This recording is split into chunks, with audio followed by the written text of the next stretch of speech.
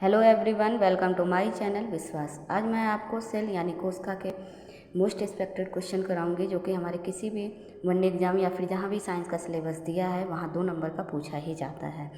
तो चलिए स्टार्ट करते हैं। सेल सेल किसे कहते हैं? सेल हमारे शरीर की सबसे छोटी इकाई होती है जिससे हमारे शरीर का निर्माण होता है। तो structure and functional unit of life, अगर आपसे पूछा जा रहा है कि जीवन की संरचनात्मक एवं क्रियात्मक इकाई किसे कहते हैं, तो आप आंसर लगाएंगे सेल। नेक्स्ट हमारा स्टडी ऑफ सेल, तो इसको हम बोलते हैं साइटोलॉजी। उसका के अध्ययन को हम लोग साइटोलॉजी बोलते हैं। और जो साइटोलॉजी शब्द था ये ऑस्कर हार्डविक द्वारा दिया गया था। उसके बाद डिस्कवरी ऑफ सेल, तो discovery of cell Robert Hooke द्वारा होता है, वो भी कॉर्क में। और कॉर्क क्या है? ये एक प्रकार की पेड़ की छाल है।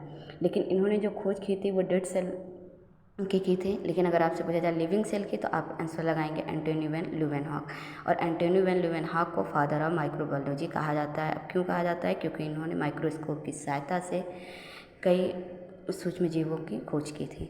उसके बाद डिस्कवरी ऑफ न्यूक्लियस, केंद्रक की खोज रॉबर्ट ब्राउन द्वारा किया था। मैं आपको इसलिए इसे भी यहाँ बता रही हूँ क्योंकि जो रॉबर्ट हुक थे उन्होंने सेल की खोज की थी और रॉबर्ट ब्राउन ने केंद्रक की थी, जो कि कई स्टूडेंट एग्जाम में गलत कर देते हैं। उसके बाद प्रोटोप्लाज्म की खोज तो डुचार्डिन ने किया था, लेकिन प्रोटोप्लाज्म शब्द जो नाम दिया था वो जे पुरकेंजे ने दिया था।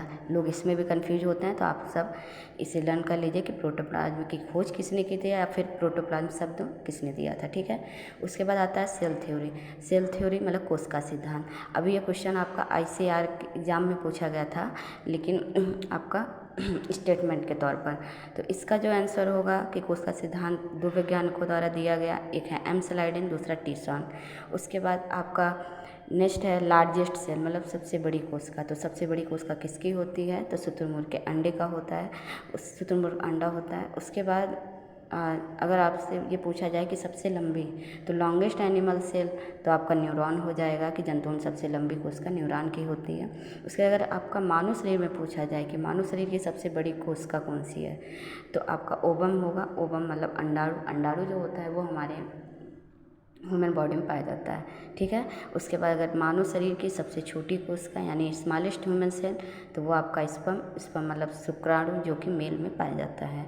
तो ये हमारा अभी सेल का फर्स्ट पार्ट है। नेक्स्ट पार्ट में मैं आपको और भी क्वेश्चन कराऊंगी। और उसके बाद मैं आपसे एक क्वेश्चन पूछ रही हूँ कि जंतुओं में जो सबसे लंबी कोशिका न्यूरॉन है, ये मैंने आपको बताया। अब आप मुझे ये कमेंट करके बताइए कि न्यूरॉन जो होता है वो हमारे शरीर में कहाँ पाया जाता है।